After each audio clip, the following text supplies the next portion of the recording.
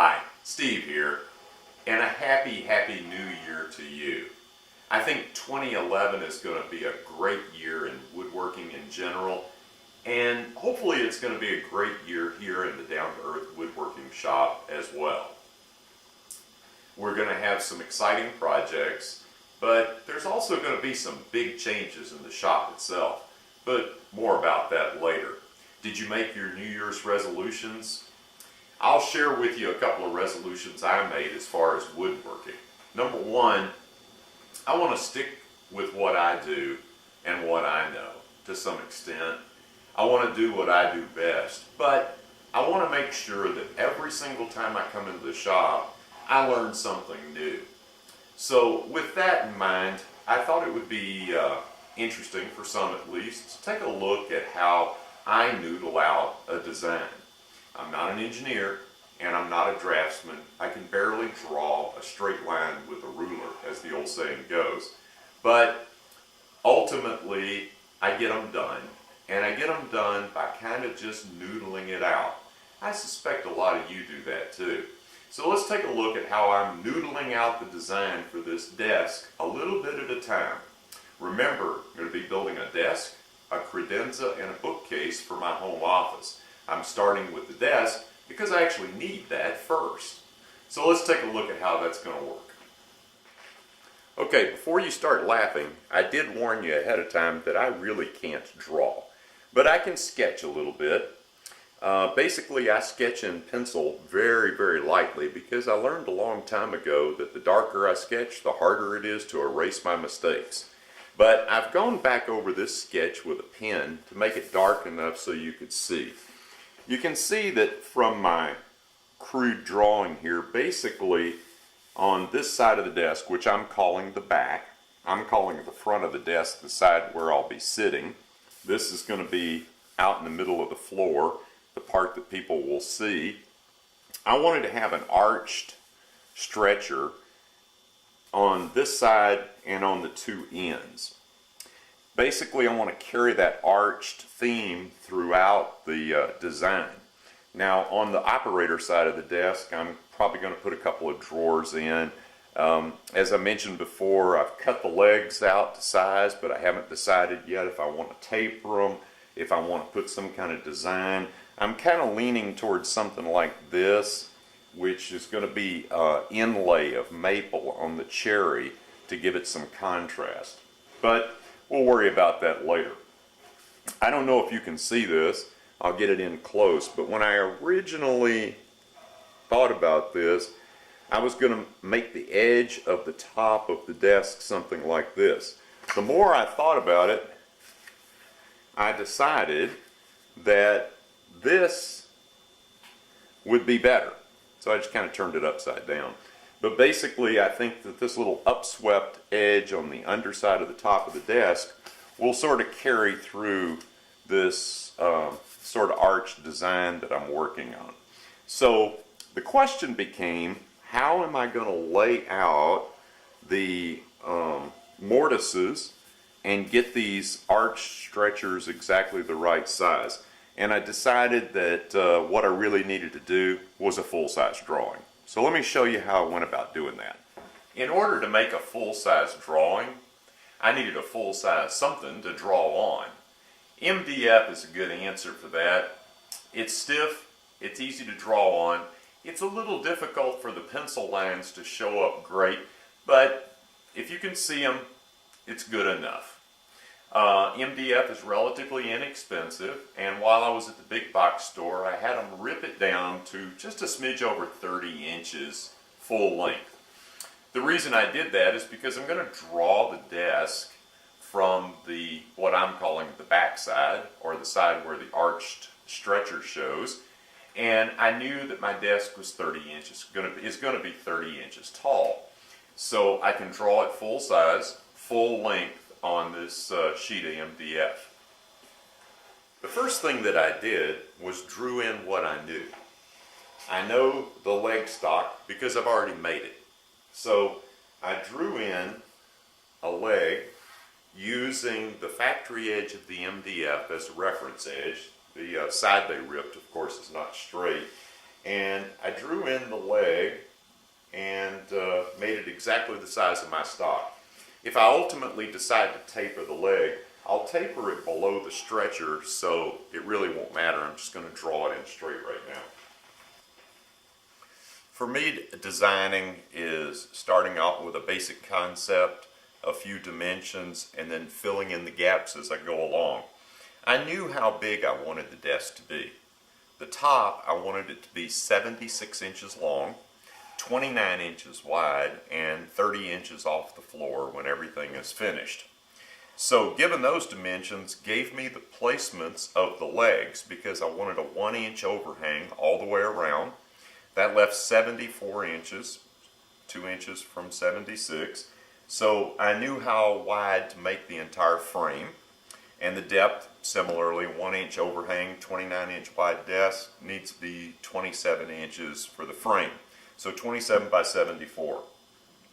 That gave me the placement of the legs and allowed me also to draw in the apron.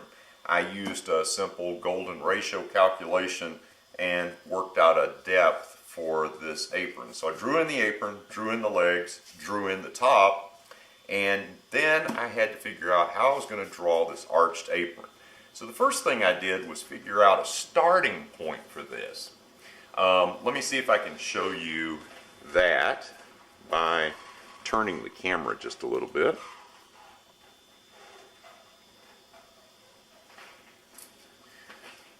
The starting point for this apron is also a golden ratio calculation. I could go through that with you, but basically just do whatever looks right to you. I wanted to make sure that the arch of this apron started at a set distance. So I marked that spot on both the legs. And I knew that I kind of wanted to come out sort of straight and then start the curve. So I marked off, you can't see it because I've erased it now, but I made a little mark about 1 inch out and figured that my radius was going to start there and go across. And then what I wanted it to do is I wanted it to kiss the top of the apron right here, because when everything is put together, I want this stretcher and this piece to flow together as almost as if they're one piece. So basically what I knew was I knew the top of the arch and I knew where the so-called bottom of the arch was going to start, and I was able to calculate that distance from here to here, and that gave me the rise of the arch. I also knew the width, which was between this leg and the other leg, which gave me the length of the radius. Now, I can use a formula to figure out where the point of the radius is to draw this circle. And it's a little bit of math, but it's not terrible. So let me show you how that's going to work. Figuring out how to get an arch or a portion of a circle that big is pretty simple, actually. There's a formula. Math is not my strong suit, but it's really pretty straightforward. And if you go to my January article in Wood News Online on the Highland Woodworking website, you'll see the formula there, and you can plug in your dimensions and figure out a radius for a circle. Basically, here's what we're trying to do. Imagine a big giant circle, and we want to figure out a portion of that circle, the radius, that we need to get in the center of that circle to draw that radius. So to see how the formula works, it's really pretty straightforward. If you just imagine putting that circle inside a square box. Now imagine that box, this is the apron that I want the top of my arch to kiss, and this is the side of the leg that the arch is going to be coming out of. So to figure out where the center point of this circle needs to be, if I have this dimension across here where the circle kisses the legs on both sides, that dimension we'll call Y. And if I have this dimension from where it kisses the top apron down to this intersecting line, we'll call that X. Once I have those two dimensions, plug them into that formula in Wood News Online, and you'll get your radius point right here. Turns out for this circle, I need that point to be at 93 3/4 inches. That's a big circle. Now we got to figure out how to draw it. There's a bunch of different ways to draw a big giant circle. You could use trammel points on a long piece of wood. I decided to just use a string and a pencil. So the question became where to set up the pivot point for the string, since it needs to be 93 3/4 inches away, and it's almost 8 feet. I could take an 8-foot board and attach it perpendicular to my drawing here and use that as a pivot point. Sitting having a cup of coffee looking around my shop, I discovered an easier way to do it. My little DeWalt power planer, portable power planer, has 4 corner posts that allow the mechanism to ride up and down. And look at that, it's a nice round little post. What a great pivot point for a string to draw a circle. My planer is bolted down to a shop-built cabinet that also is on wheels. Those wheels lock into place, so I can move this thing anywhere in the shop, lock it down. So I tied a string to this little oversized key ring, dropped it over this corner post, and I've got a perfect pivot point to draw a circle with. I put some scraps of wood underneath the MDF primarily because I wanted this long piece of wood here in the center. I marked center points on the drawing and lined up this piece of wood so that I knew it was straight and perpendicular to my drawing.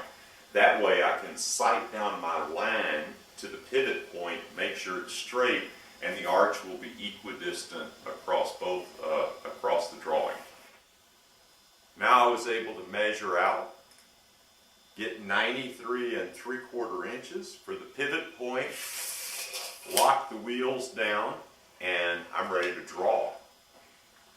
With the pivot point set, my string perpendicular to the drawing, I can simply wrap the string around the pencil, rotate the string to get a fine adjustment, and then hold it in place nice and tight and draw the arch.